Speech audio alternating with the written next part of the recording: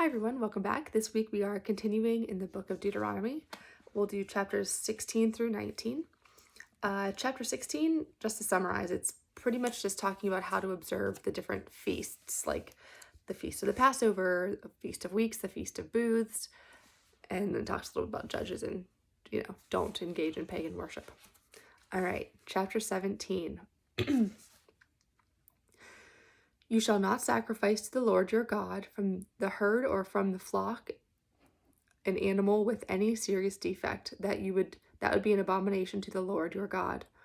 If there is found among you in any one of the communities which the Lord your God gives you, a man or a woman who does evil in the sight of the Lord your God and transgresses his covenant by serving other gods or by worshiping the sun or the moon or any of the hosts of the sky against my command, and if, on being informed of it, you find by careful investigation that it is true and an established fact that this abomination has been committed in Israel, you shall bring the man or woman who has done the evil deed out to your city gates and stone him to death.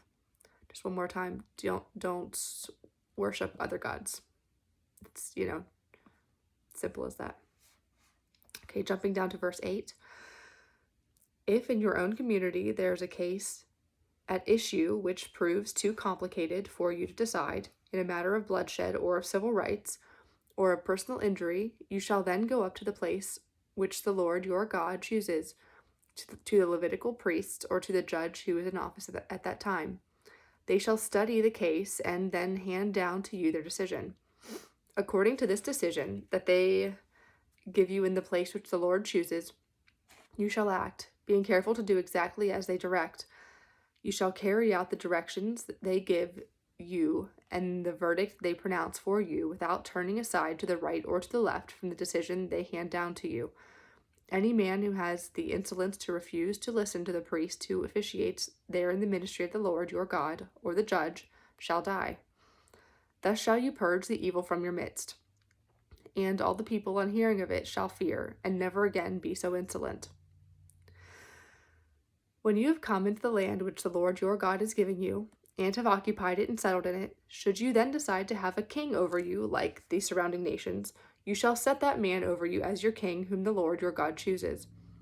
He whom you set over you as king must be your kinsman. A foreigner who is no kin of yours you may not set over you.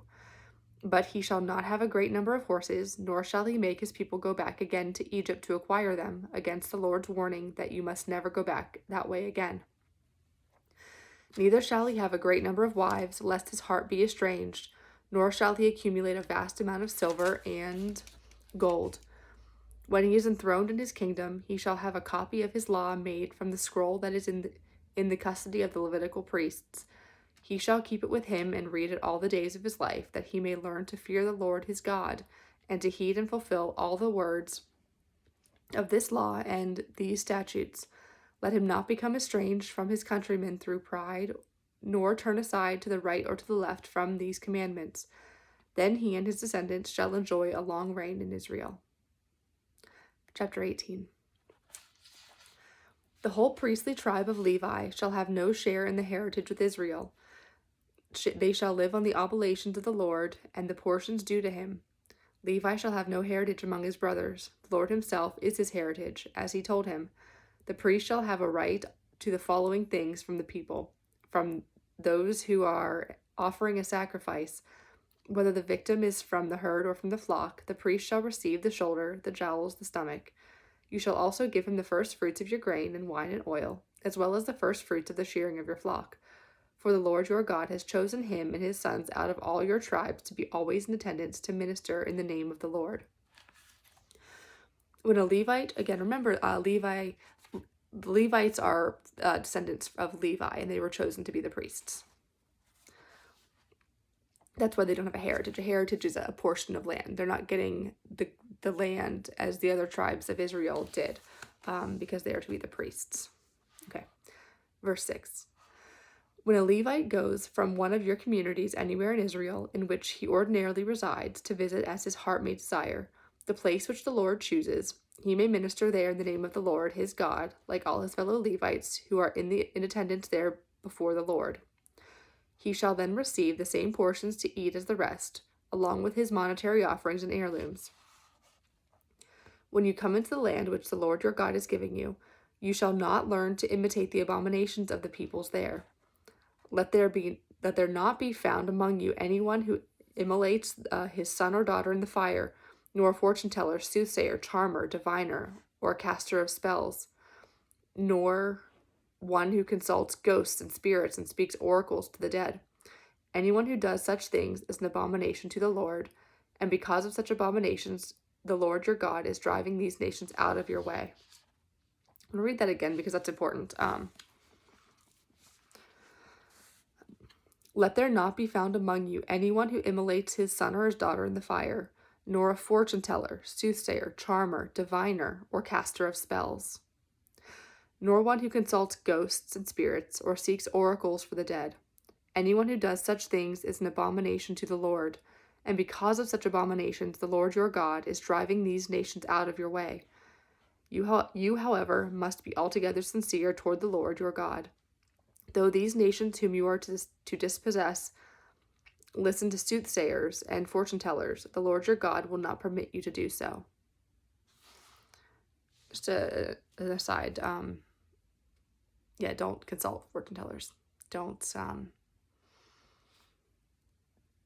go to mediums who claim to talk to the dead. We are not to do that. Not because the spirit realm doesn't exist, but because it does, and it's not of the Lord in this case. So that's what he's saying is don't partake in these activities. That's a big no-no. And that holds true today. Even though this is Old Testament law, we're still not to consult them. Okay, verse 15. A prophet like me will the Lord your God raise up from among your own kinsmen. To him you shall listen. This is exactly what you requested of the Lord your God at Horeb on the day of the assembly, when you said, "Let us not again hear the voice of the Lord our God, nor see this great fire any more, lest we die." And the Lord said to me, "This was well said. I will raise up from them a prophet like you from among their kinsmen, and will put my words into his mouth. He shall tell them all that I commanded him. If any man will not listen to my words, which he speaks in my name, I myself will make him answer for it. But if a prophet presumes to speak in my name an oracle that I have not commanded him to speak, or speaks in the name of other gods, he shall die. If you say to yourselves, how can we recognize an oracle which the Lord has spoken? Know that, even though a prophet speaks in the name of the Lord, if his oracle is not fulfilled or verified, it is an oracle which the Lord did not speak. The prophet has spoken it presumptuously, and you shall have no fear of him. Chapter 19. Cities of refuge. When the Lord your God removes the nations whose land he is giving you, and you have taken their place, and are settled in their cities and houses, if you shall set apart 3 cities in the land which the Lord your God is giving you to occupy, you shall thereby divide into 3 regions the land which the Lord your God will give you as a heritage, and so arrange the routes that every homicide will be able to find a refuge. It is in the following case that a homicide may take refuge in such a place to save his life: when someone unwittingly kills his neighbor to whom he had previously borne no malice. For example, if he goes with his neighbor to a forest to cut wood, and as he swings his axe to fell a tree, its head flies off the handle and hits his neighbor, a mortal blow, he may take refuge in one of these cities to save his life. Should the distance be too great, the avenger of blood may, in the heat of his anger, pursue the homicide and overtake him and strike him dead, even though he does not merit death, since he had previously borne the slain man no malice. That is why I order you to set apart 3 cities. But if the Lord your God enlarges your territory, as he swore to your fathers, and gives you all the land he promised your fathers he would give, in the event that you carefully observe all these commandments which I enjoin on you today, loving the Lord your God, and ever walking in his ways, then add 3 cities to these 3. Thus in the land which the Lord your God is giving you as a heritage, innocent blood will not be shed, and you will not be guilty of bloodshed. However, if someone lies in wait for his neighbor out of hatred for him, and rising up against him, strikes him mortally, and then takes refuge in one of these cities, the elders of his own city shall send for him and have him taken from there. and shall hand him over to be slain by the avenger of blood. Do not look on him with pity, but purge from Israel the stain of shedding innocent blood, that you may prosper. You shall not move your neighbor's landmarks erected by your forefathers in the heritage you receive in the land which the Lord your God is giving you to occupy. One witness alone shall not take the stand against a man in regard to any crime or any offense of which he may be guilty. A judicial fact shall be established only on the testimony of 2 or 3 witnesses. If an unjust witness takes the stand against a man to accuse him of a defection from the law, the 2 parties in the dispute shall appear before the Lord in the presence of the priests or judges in office at the time. And if after a thorough investigation the judges find that a witness is a false witness and has accused his kinsman falsely, you shall do to him as he planned to do to his kinsman. Thus shall you purge the evil from your midst. The rest, on hearing of it, shall fear and never again do a thing so evil among you. Do not look on such a man with pity. Life for life, eye for eye, tooth for tooth, hand for hand, and foot for foot.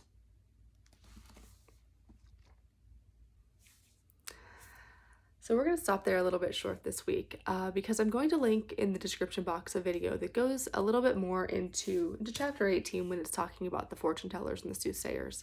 It kind of brings it into a modern era pretty well, and I think that's something that's worth elaborating on because it's in our culture, it's really easy to slippery slope into these things. You know, where's the line between reading your horoscope in the newspaper and getting into fortune telling and soothsaying and mediums and whatnot?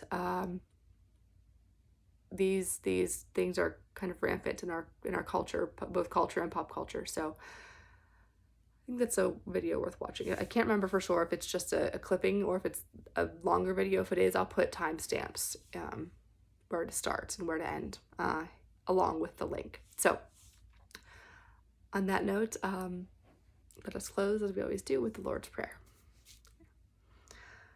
Our Father, who art in heaven, hallowed be thy name. Thy kingdom come, thy will be done, on earth as it is in heaven. Give us this day our daily bread, and forgive us our trespasses, as we forgive those who trespass against us. And lead us not into temptation, but deliver us from evil. For thine is the kingdom, the power, and the glory, forever and ever. Amen. All right, I hope you have a great rest of your week, and I will see you next Sunday. And don't forget to check out that video that I'm going to link below. Maybe I'll put it here somewhere. I don't know how to do that. It'll be in the description box. All right, have a good one. Bye-bye.